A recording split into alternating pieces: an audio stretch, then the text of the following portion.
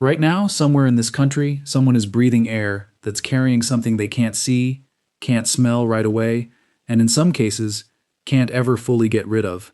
You don't need a war zone to breathe a chemical warfare agent. You just need to live 1 mile from a train track. And here's the part that should actually worry you.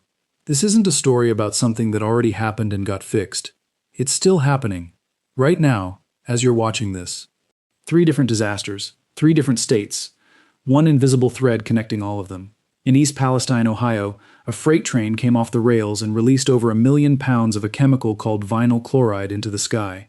Down in Louisiana, there's an 85-mile stretch of the Mississippi River where the air itself has a name. Locals call it Cancer Alley. And right now, this week, smoke from wildfires burning across Canada is settling over more than 100 million Americans, from Chicago to New York, for the 3rd time in 4 years. Here's the thing nobody's telling you up front. None of these are closed chapters. The company responsible for Ohio is still mailing out settlement checks this summer. The protections that were supposed to clean up Louisiana's air got rolled back last year. And the wildfire smoke isn't a freak occurrence anymore.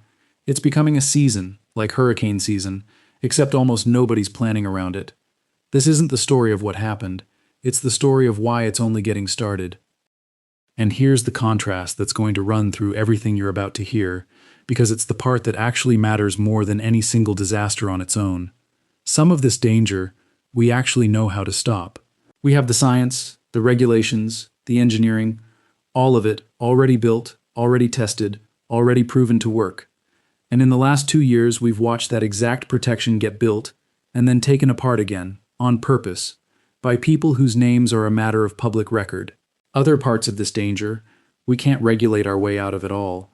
A warming climate is simply going to keep loading the dice on wildfire seasons, whether any agency approves of it or not, whether any election changes anything or not.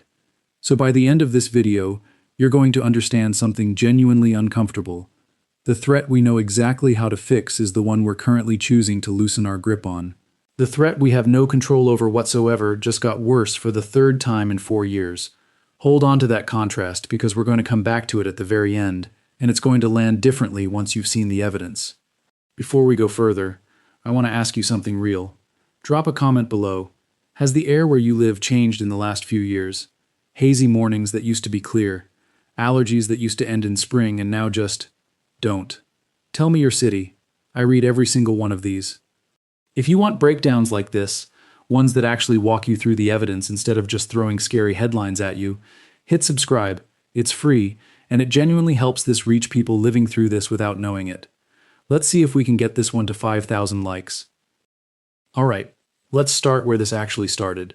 On a cold night in February, in a town most Americans had never heard of until it was too late to unhear it. February 3rd, 2023. A Norfolk Southern freight train, nearly 2 miles long, 150 cars deep, is rolling through the Rust Belt near the Ohio-Pennsylvania line. Somewhere in that line of steel, a wheel bearing is running hot, not warm. Hot enough that trackside sensors are picking it up, but by the time the crew gets the warning, physics has already made its decision. 38 cars derail, several catch fire in a tangle of burning metal, just outside a quiet residential neighborhood where people were probably already asleep. Here's where it gets serious. Several of those derailed cars were carrying vinyl chloride, a gas used to make PVC plastic, and one the World Health Organization classifies as a known human carcinogen. As the wreckage burned, officials faced a genuinely brutal choice. Let the pressure inside those tankers keep building until they possibly ruptured on their own, sending shrapnel and chemical vapor in every direction. Or drain them deliberately and burn the chemical off in what's called a controlled release. On February 6th, they went with the burn. What went up into that sky looked, in the words of more than one resident who filmed it, like the end of something, a black column climbing miles into the air. 3 miles from the derailment site, a woman named Linda Murphy walked down to a stream called Leslie Run and found it full of dead fish, floating on the surface, days after the burn. She wasn't imagining it. Ohio's own Department of Natural Resources sent officers out to check, and within about 3 weeks, their count climbed from an initial estimate of 3,500 dead fish to a final tally of nearly 44,000 aquatic animals, minnows, crayfish, small fish, amphibians, dead within a 5-mile stretch of that one creek. Officials said the chemicals stayed contained to that waterway and didn't spread further, but somebody still had to walk that creek bed and count 44,000 bodies to know that for sure. Now, here's where I want to slow down, because it's easy to swing too far in either direction on this one, either believing it was all a cover-up or believing everything was fine because an agency said so. Neither is the honest version. What actually happens when vinyl chloride burns is well-understood chemistry. It can break down into phosgene, the same gas used as a chemical weapon in the trenches of World War I, and hydrogen chloride, which turns into hydrochloric acid on contact with the moisture in your lungs. The EPA maintains its air monitoring after the burn didn't detect these compounds at levels considered acutely dangerous. That may well be true for what their instruments were catching, when they were catching it. But in the following months, the CDC's Agency for Toxic Substances and Disease Registry ran a health survey of area residents, and a significant share reported real physical symptoms: headaches, coughing, skin and eye irritation, not just the anxiety some were initially told they were feeling at local clinics. Picture what that actually looked like on the ground. Families who'd evacuated came home to a smell some described as nail polish remover mixed with burning rubber.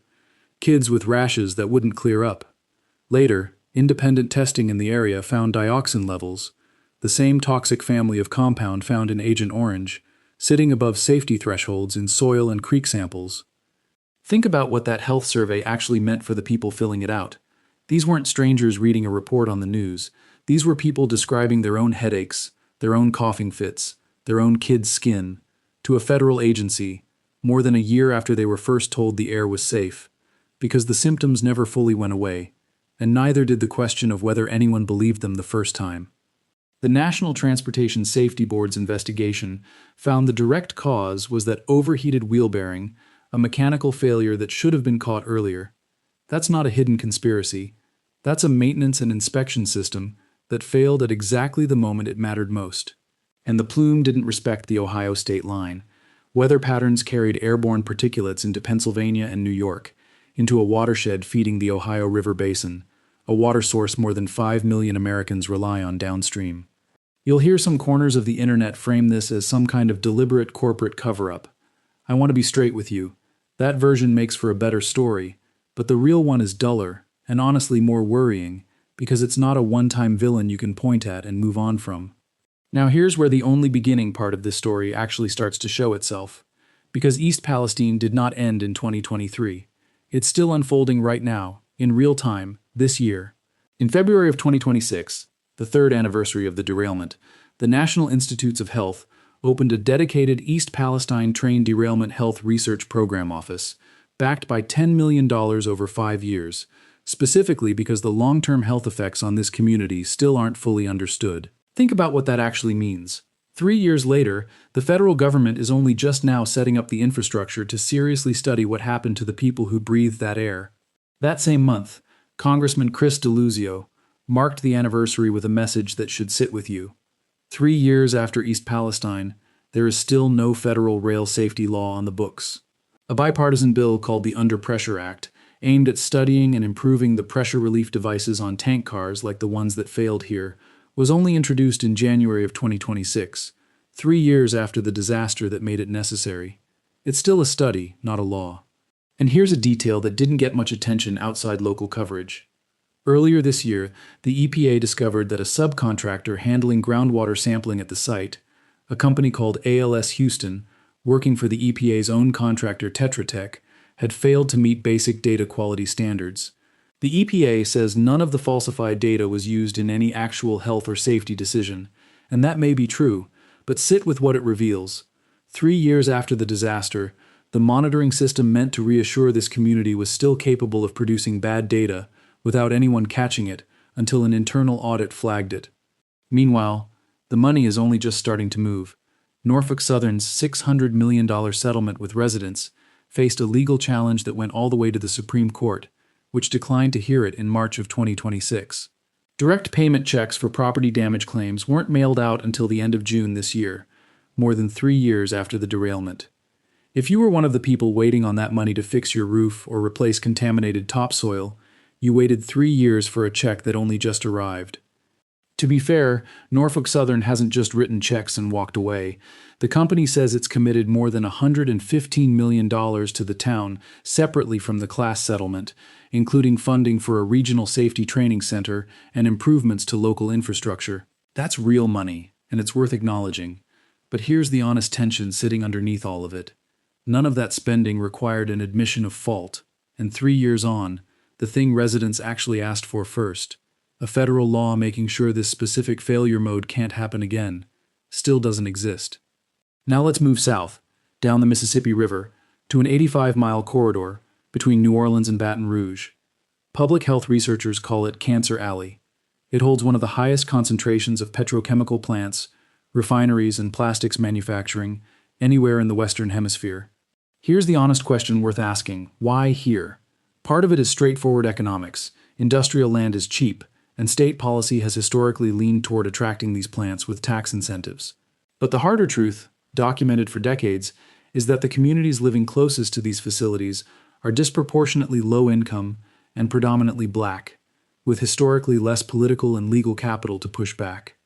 In St. John the Baptist Parish, there's a textbook example of what that looks like. A plant here, run by a company called Denka Performance Elastomer, produces neoprene, the synthetic rubber used in wetsuits and industrial hoses. The manufacturing process releases a chemical called chloroprene, which the EPA classifies as a likely human carcinogen. Fence-line air monitors near the plant have, for years, recorded chloroprene concentrations up to 14 or 15 times higher than the level the EPA considers acceptable over a lifetime of exposure.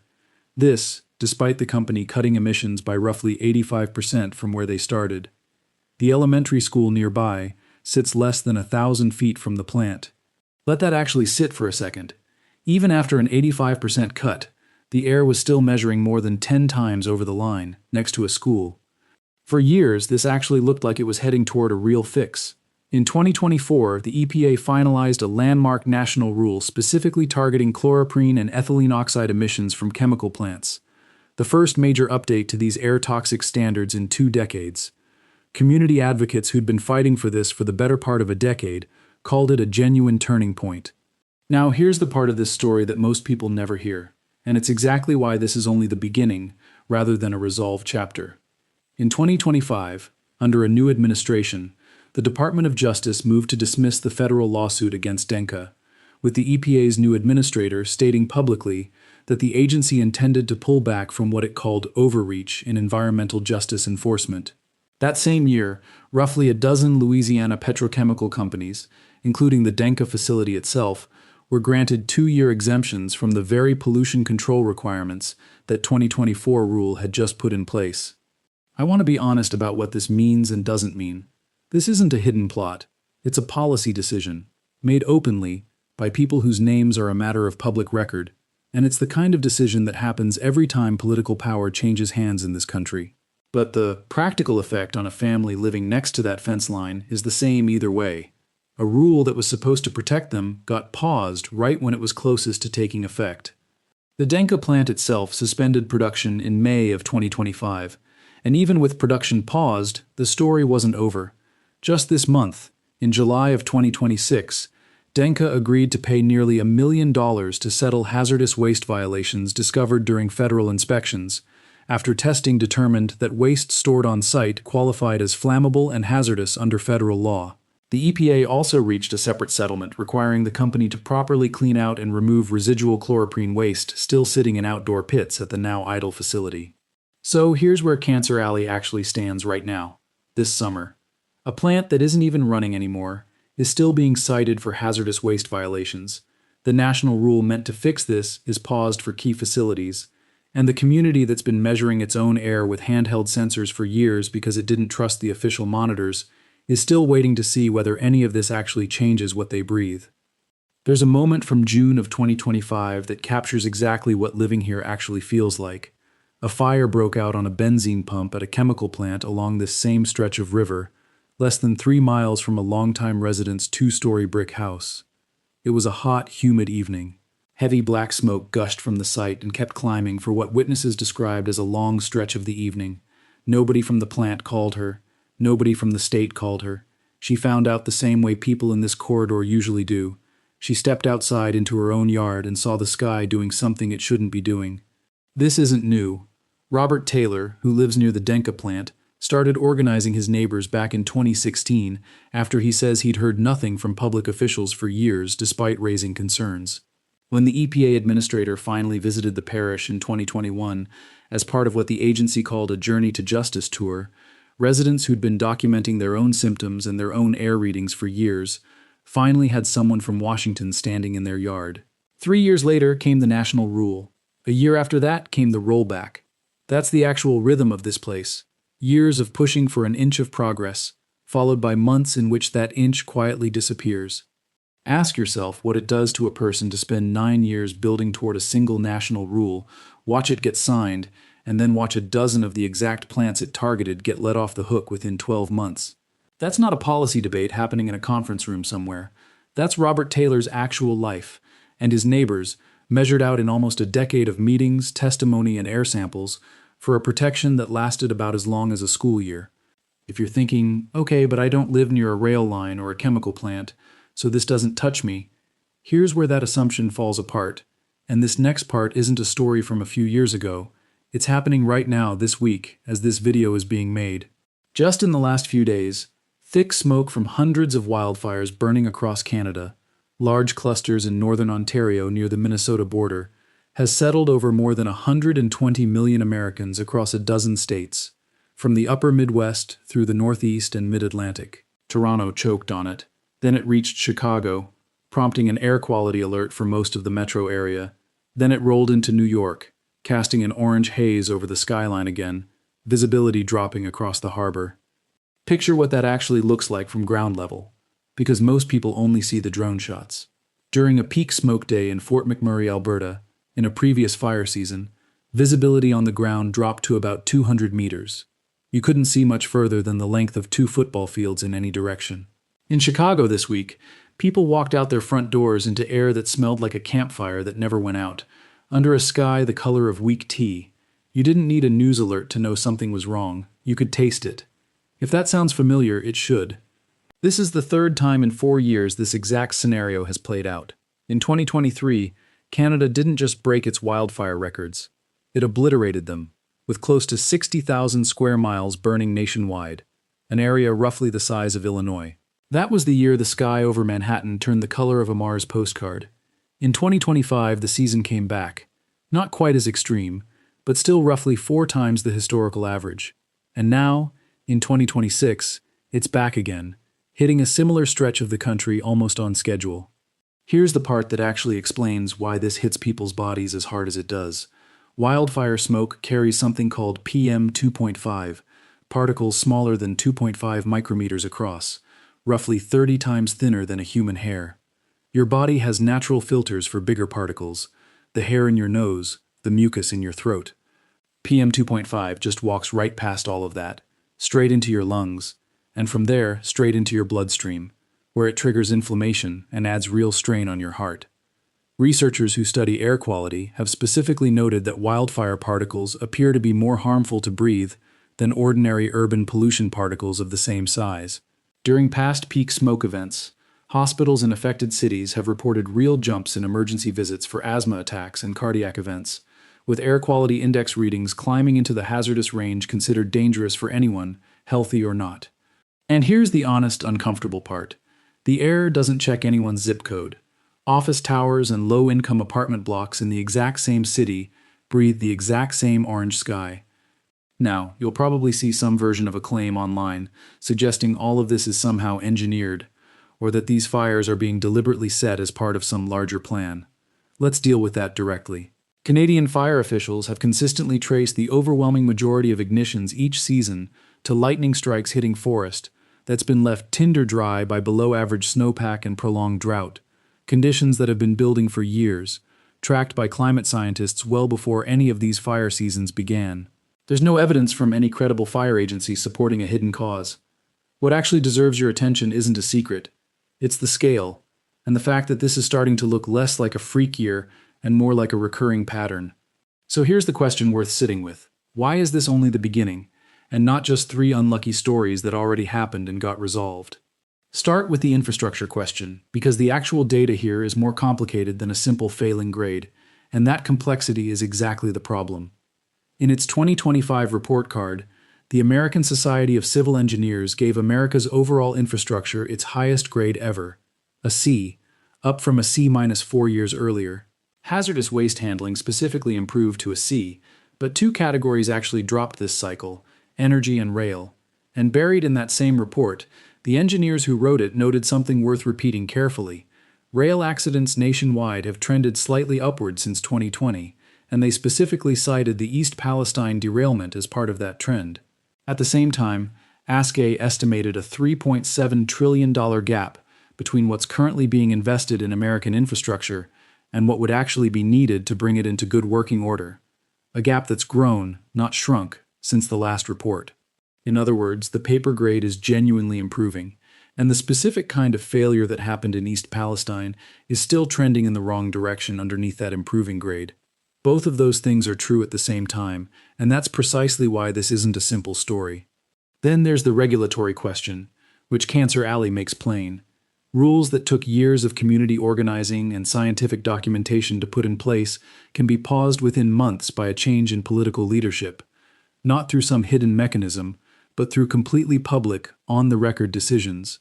That's not a permanent problem. But it means the protection any community has today isn't guaranteed to still be there in 18 months, regardless of what the underlying air monitoring data says. And then there's the climate question, which the wildfire smoke makes plain. 3 major smoke events in 4 years isn't a coincidence anyone can wave away as bad luck. Below-average snowpack, prolonged drought, and record heat are the specific conditions driving these fires, and those conditions are part of a warming trend that atmospheric scientists have been documenting for decades, not a mystery that appeared out of nowhere in 2023. Now, here's what you can actually do with all of this, because information without something to act on just turns into anxiety, and that's not the point of this video. You're not going to personally pass a rail safety law or reverse a federal rule change this week, but there are real, practical things worth doing at home. A genuine HEPA air purifier, one that specifically includes an activated carbon stage, actually filters PM 2.5 and a meaningful share of airborne chemical compounds in a way a standard HVAC filter simply doesn't. It's worth putting one in the room where you sleep. It's also worth checking an independent air quality index during smoke events or local industrial incidents, rather than relying only on a general weather forecast. And if you're near industrial runoff or an affected watershed, a proper reverse osmosis filtration system is one of the more effective tools for reducing your exposure through drinking water specifically. None of that fixes the bigger picture, but it's real, it's within your control, and it matters. Here's the honest closing thought, and it's the contrast I promised you at the start. Cancer Alley proves we know exactly how to fix this kind of danger. A national rule, targeting a specific chemical at a specific plant, cut real emissions by real percentages. The science worked, the engineering worked. What failed wasn't the solution. It was the willingness to keep enforcing it once it stopped being politically convenient. That's a choice, made by people, and it can be unmade by people too. The wildfire smoke is the opposite kind of problem. Nobody signed a rule that made Canadian forests drier. Nobody's rollback put that fire out or lit it. It's the one part of this story where there's no single decision maker to point a camera at. Just a warming trend that's been building for decades, showing up now as a third smoke season in 4 years, arriving almost on schedule, whether anyone in Washington or Ottawa is paying attention or not. Put those two next to each other and the lesson gets uncomfortable fast. The danger we can actually control, we're currently choosing to loosen our grip on. The danger we can't control at all just keeps getting stronger. One is a policy choice, the other is a temperature record. We're managing the one we can fix worse than the one we can't. We'll keep tracking this. Every settlement check, every regulatory rollback, every shift in that jet stream. If you want to stay on top of it, subscribe so you don't miss the next one. Drop your city in the comments so we can see where this is actually showing up in real life. And if this helped you understand something you'd been noticing but couldn't quite explain, share it with someone who needs to see it too. Stay safe, breathe clean where you can. I'll see you in the next one.